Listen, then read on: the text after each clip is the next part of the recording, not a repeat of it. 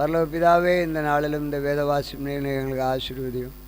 இதன் மூலமாக இந்த வார்த்தைகள் எங்களுக்குள்ளே கிரியை செய்யும் பொழுது அநேகரை உம்முடைய பக்கம் திருப்பும். இயேசுவின் நாமத்தில் கேட்கிறோம் பிதாவே, ஆம். நேரிலே இன்றைக்கு வாசிக்க வேண்டிய பேகுபதி எஸ்தரின் புத்தகம் 7ஆம் அதிகாரம். ராஜாத்தியாகிய எஸ்தருடனே விருந்து பண்ண ராஜாவும் ஆமானும் வந்த பொழுது 2ஆம் நாள் விருந்தில் திராட்சரசம் பரிமாறப்படும் பொழுது ராஜா எஸ்தரை நோக்கி, எஸ்தர் ராஜாத்தியே, உன் வேண்டுதல் என்ன? அது உனக்கு கொடுக்கப்படும். நீ கேட்கப்படுகிற மன்றாட்டி என்ன?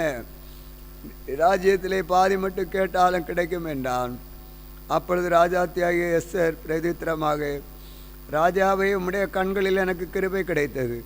ராஜாவுக்கு சித்தமாயிருந்தால் என் வேண்டுதலுக்கு என் ஜீவனும் என் மன்றாட்டிற்கு என் ஜனங்களும் எனக்கு கட்டளையிடப்படுவதாக. எங்களை அழித்து கொன்று நிர்மலமாக்கும்படி நானும் எனதுக்கும் விற்கப்பட்டோம். அடிமைகளாகவும் வெள்ளாட்டிகளாகவும் விற்கப்பட்டோம். போனாலும் நான் மௌனமாயிருப்பேன். இப்பொழுது ராஜாவுக்கு உண்டாகும் நஷ்டத்திற்கு அந்த சத்துரு உத்தரவாதம் பண்ண முடியாது என்றான். அப்பொழுது ராஜாவாகிய ஆகாஸ்வேர் மறுமொழியாக ராஜாத்தியாகிய எஸ்தரை நோக்கி, இப்படி செய்ய துணிகரம் கொண்டவன் யார்? அவன் எங்கே என்றான். அதற்கு எஸ்தர், சத்ருவும் பகஞ்சனும் ஆகிய அந்த ஆமான், இந்த துஷ்ட ஆமான் தான் என்றான்.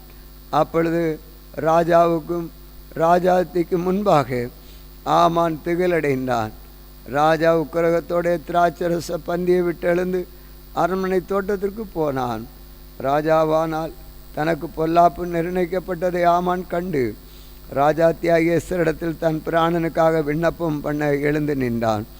ராஜா அரண்மனை தோட்டத்திலிருந்து திராட்சரசம் பரிமாறப்பட்ட இடத்திற்கு திரும்பி வருகையில் எஸ்தர் உட்கார்ந்திருக்கிற மெத்தையின் மேல் ஆமான் விழுந்து கிடந்தான். அப்பொழுது ராஜா, நான் அரண்மனையில் இருக்கும் பொழுது என் கண் முன்னை இவன் ராஜாத்தியை பலவந்தம் செய்ய வேண்டும் என்றிருக்கிறானோ என்றான். இந்த வார்த்தை ராஜாவின் வாயிலிருந்து பிறந்தவுடன் ஆமான் முகத்தை மூடி போட்டார்கள். அப்பொழுது ராஜா சமூகத்தில் இருக்கிற பிரதானிகளில் அர்பேனா என்னும் ஒருவன், இதோ ராஜாவின் நன்மைக்காக பேசின மெர்தேகாவுக்கு ஆமான் செய்வித்த 50 முழ உயரமான தூக்குமரம் ஆமானின் வீட்டண்டையிலே நாட்டப்பட்டிருக்கிறது என்றான். அப்பொழுது ராஜா, அதிலே அவனை தூக்கி போடுங்கள் என்றான். அப்படி ஆமான் மெர்தேகாவுக்கு ஆயத்தம் பண்ணின மரத்தில் ஆமானையே தூக்கி போட்டார்கள். அப்பொழுது ராஜாவின் உக்கிரகம் தணிந்தது. அதிகாரம் 8. அன்றைய தினம் ஆகாஸ்வேர் ராஜா யூதரை ராஜன் சத்ருவமாக இருந்து ஆமானின் வீட்டை ராஜாத்தியாகிய எஸ்தருக்கு கொடுத்தாள். மெர்தேகா ராஜ சமூகத்தில் வந்தான். அவன் தனக்கு இன்ன உறவு என்று அறியாதிருந்தான். ராஜா ஆமானின் கையிலிருந்து வாங்கி கொண்டு நம்முடைய மோதிரத்தை எடுத்து அதை மெர்தேகாவுக்கு கொடுத்தான். எஸ்தர் மெர்தேகாவை ஆமானின் அரண்மனைக்கு அதிகாரியாக வைத்தான். பின்னும் எஸ்தர் ராஜ சமூகத்தில் பேசி அவன் பாதங்களில் விழுந்து அழுது, ஆகாகிய நான் ஆமானின் தீவினையையும் அவன் யூதருக்கு விரோதமாக செய்ய யோசித்த யோசனையும் பரிகரிக்க அவனிடத்தில் விண்ணப்பம் பண்ணினான். அப்பொழுது ராஜா பொற்செங்கோலை எஸ்தருக்கு நீட்டினான். எஸ்தர் எழுந்து ராஜா சமூகத்தில் நின்று, ராஜாவுக்கு சித்தமாயிருந்த அவர் சமூகத்தில் எனக்கு கிருபை கிடைத்தது.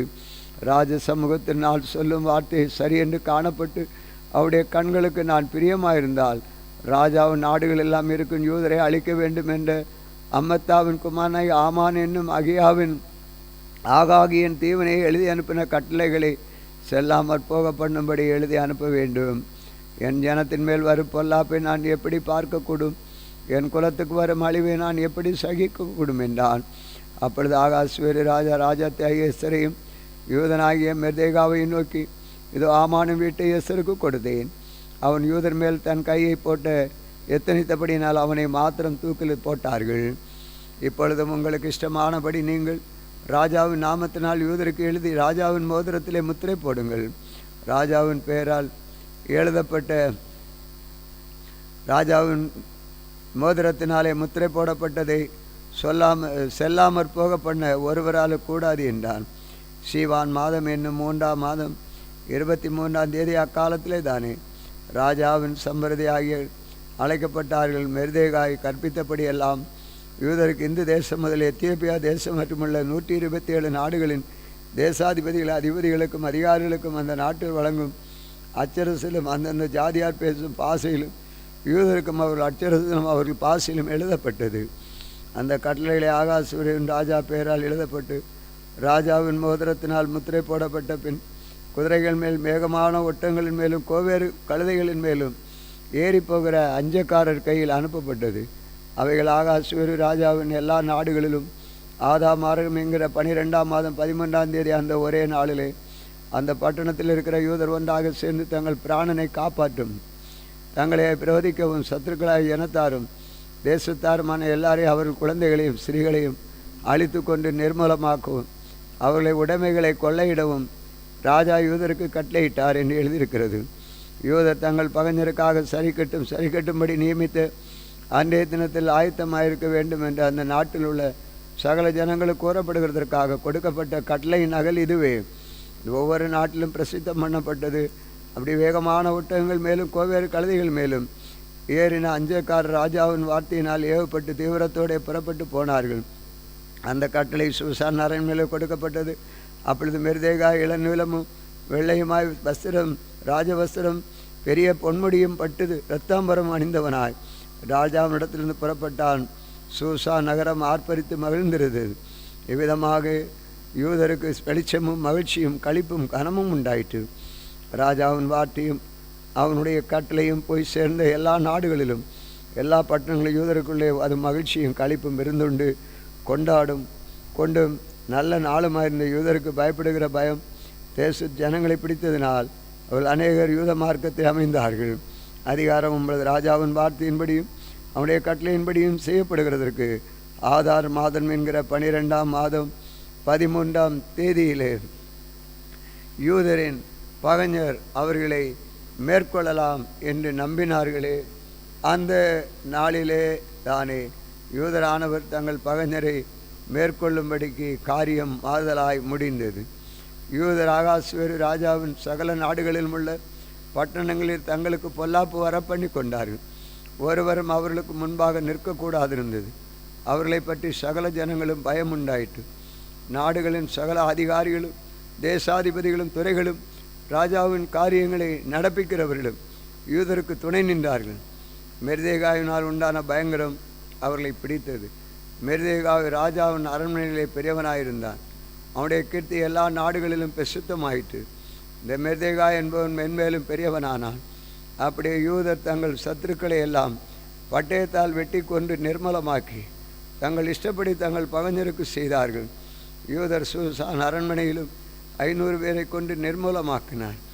அம்மத்தாவின் குமாரனாகிய ஆமான் என்னும் யூதருடைய சத்ருவின் குமாரன் பர்சான் தாத்தா, தல்போன், அன்பாதா, பெராதா, அதாலியா, அரிதாத்தா, பரிமஸ்டா, அரிதாய், வாய்சாதா ஆகிய 10 பேரையும் கொண்டு போட்டார்கள். ஆனாலும் கொள்ளையிட தங்கள் கையை நீட்டவில்லை. அன்றைய தினம் சூசான் அரண்மனையில் கொண்டு போடப்பட்டவர்கள் தொகை ராஜ சமூகத்தில் கொண்டு வரப்பட்டது.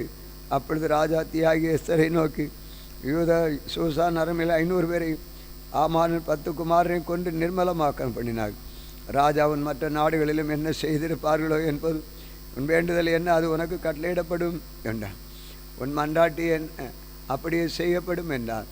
அப்பொழுது எஸ்தர் ராஜாவுக்கு சித்தமாயிருந்தால் இன்றைய தினம் கட்டளையின்படி சூசானில் இருக்கிற யூதர் நாளைய தினம் செய்யவும் ஆமானின் 10 குமாரன் உடலையும் தூக்கு மரத்தில் தூக்கி போடவும் உத்தரவாக வேண்டும் என்றான்.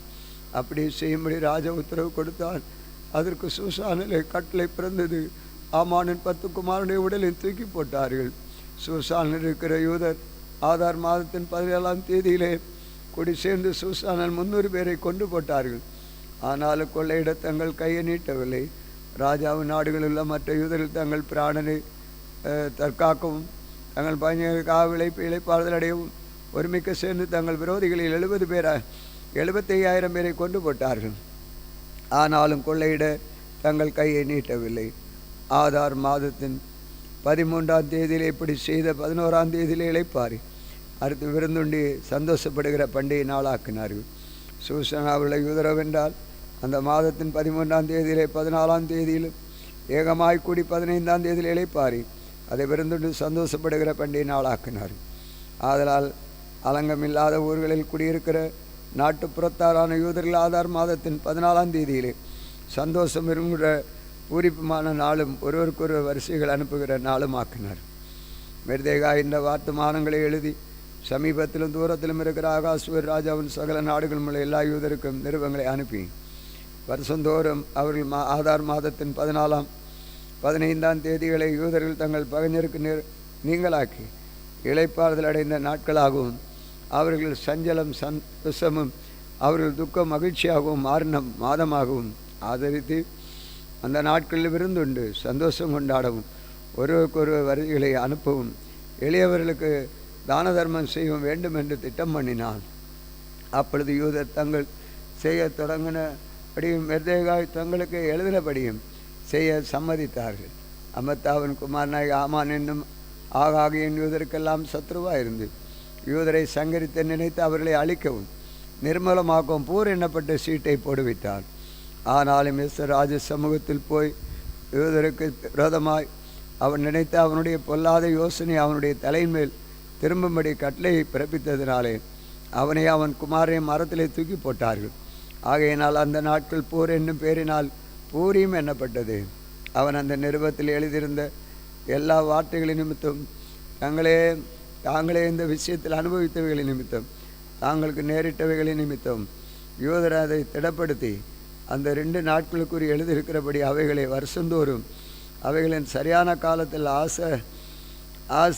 ஆசரியாமல் இருப்பதில்லை என்பதையும் இந்த நாட்கள் எல்லா தலைமுறைகளிலும் வம்சங்களின் தேசங்களிலும் ஊர்களிலும் நினைவு கூறப்பட்டு ஆசரிக்கப்பட வேண்டும் என்பதும் இந்த பூரீம் என்னும் பண்டிகை நாட்கள் யூதருக்குள்ளே தவறி போகாமலும் அவைகளை நினைவுகூறுதல் தங்கள் சந்ததியாருக்குள்ளே ஒளிந்து போகாமலும் இருக்க வேண்டும் என்பதையும் தங்கள் மேலும் தங்கள் சந்ததியார் மேலும் தங்கள் மார்க்கத்திலே அமைதியாக போகிற மற்ற யாவர் மேலும் கடனாக நியமித்து கொண்டார்கள். பூரமை குறித்து எழுதியிருக்கிற 2ஆம் நிருபத்தை திடப்படுத்தும்படி அபியாயேலின் குமாரத்தியாக எஸ்தர் என்னும் ராஜாத்தியும் யூதனாகிய மெர்தேகாவும் பின்னும் மகா உறுதியாக எழுதினார்கள். யூதனாகிய மெர்தேகாவும் ராஜாத்தியுமாகிய எஸ்தரும் யூதருக்கு உறுதிப்பாடு பண்ணினதும் அவர்கள் தானே உபவாசத்தோடும் அழுதோடும் ஆசரிப்போம் என்று தங்கள் மேலும் தங்கள் சந்ததியார் மேலும் கடனாக நியமித்து கொண்டதுமான பூரீம் எனப்பட்ட இந்த நாட்கள் அவைகளின் சரியான காலங்களில் ஆசரிக்கப்படும் என்ற காரியத்தை உறுதியாக்க அவன் ஆகாஸ்வேரின் ராஜ்யத்தில் உள்ள 127 நாடுகளிலும் இருக்க எல்லா யூதருக்கும் சமாதானம் உண்மையுமான வார்த்தைகளுடைய நிறுவங்களை அனுப்பினான். இப்படி எஸ்தரின் கட்டளைகளை ஆனது பூரீம் நாட்களை பற்றி உன் வர்த்தமானங்களை திடப்படுத்தினது. அது ஒரு புஸ்தகத்தில் எழுதப்பட்டது. அதிகாரம் 10. ராஜாவாகி ஆகாஸ்வேரின் தேசத்தின் மேலும் சமுத்திரத்தில் உள்ள தீவுகளின் மேலும் பகுதி ஏற்படுத்தினான். வல்லமையும் பராக்கிரமமான அவனுடைய எல்லா செய்திகளும் ராஜா பெரியவனாக்கினார். மெர்தேகாவுடைய மேன்மையின் விருத்தாந்தமும் மேதிய பெர்சிய ராஜாக்களின் நடவடிக்கை புஸ்தகத்தில் அளவு எழுதியிருக்கிறது. யூதனாகிய மெர்தேகா ராஜாவாகிய ஆகாஸ்வேருக்கு 2ஆவதானவனும் யூதருக்குள் பெரியவனும் தன் திரளான சகோதரருக்கு பிரியவனுமாயிருந்ததும் அன்றி தன் ஜனங்களுடைய நன்மையை நாடி தன் குலத்தாருக்கெல்லாம் சமாதானம் உண்டாக பேசுகிறவனுமாயிருந்தான். ஆம், வாசிக்க வேண்டிய வேத பகுதி வாசித்து முடிந்தது. தேவன் நம்மோடு இருப்பாராக. செபி. அன்பின் பரலோக தந்தையே, இந்த வேளையில் நீர் எங்களுக்கு இந்த பகுதியை கொடுத்ததற்காக உமக்கு ஸ்தோத்திரம். தொடர்ந்து நீர் எங்களோடு வாசம் பண்ணும். உம்முடைய மகிமை வெளிப்படட்டும். இயேசுவின் நாமத்தில் கேட்கிறோம் பிதாவே, ஆம். இந்த நாட்களிலும் எங்களுக்கு விரோதமாய் கிரியை செய்கிற சகல அந்தகார வல்லமையின் ஆவிகளே சன்னாய் இயேசு கிறிஸ்துவின் நாமத்தில் கடிந்து கட்டுகிறோம். ஆமேன், ஆமேன்.